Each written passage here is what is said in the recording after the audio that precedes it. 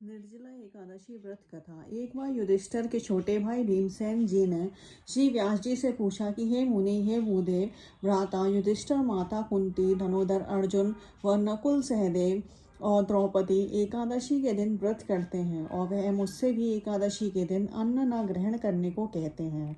मैं कहता हूँ कि हे भाइयों, मैं दान कर सकता हूँ, अत्यंत भक्तिपूर्वक श्रद्धा से हरि का पूजन कर भी सकता हूँ। भूखे रहने की बात मेरे बस की नहीं है। व्यास जी ने कहा कि हे पांडु पुत्र, यदि तुम स्वर्ग को अच्छा और नरक को बुरा समझते हो तो प्रत्येक माह में आने वाली दोनों एकादशियों के दिन अवश्य व्रत किया करो।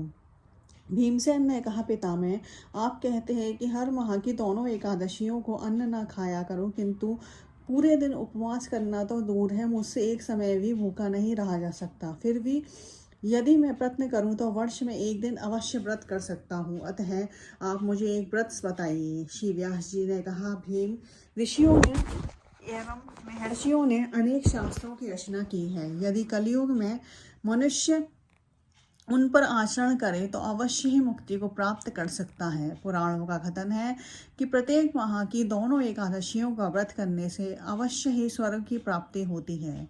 फिर भी हे भीम, कृष्ण और मिथुन की संक्रांति के मध्य में जेठ मास की शुक्ल पक्ष एकादशी को निर्जला एकादशी कहते हैं।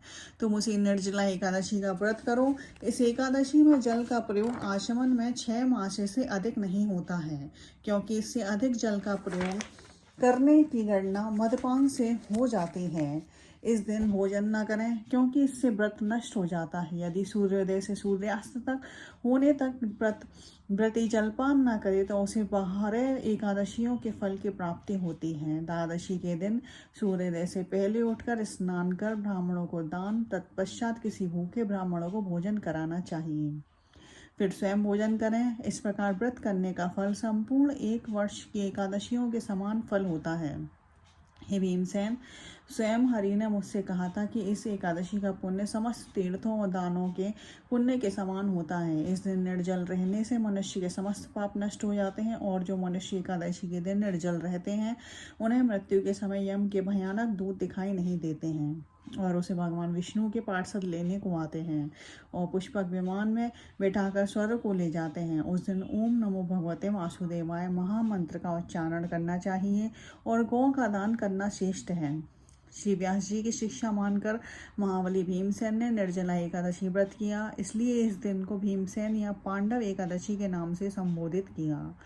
निर्जल व्रत करने से पहले भगवान की पूजा करनी चाहिए और हाथ जोड़ विनय करें कि भगवान, आज मैं निर्जला एकादशी व्रत करता हूँ, आप मेरी मनोकामना पूर्ण करें। जो मनुष्य इस व्रत को प्रत्येक पहर को स्नान करके तप इत्यादि कर्म करते हैं उन्हें स्वर्ग के दान का फल प्राप्त होता है, और जो मनुष्य व्रत के दिन यज्ञ होम आदि करते हैं उनके पुण्य फल का वर्णन भी नहीं हो सकता है। इस व्रत के करने से मनुष्य विष्णु लोक को प्राप्त करता है।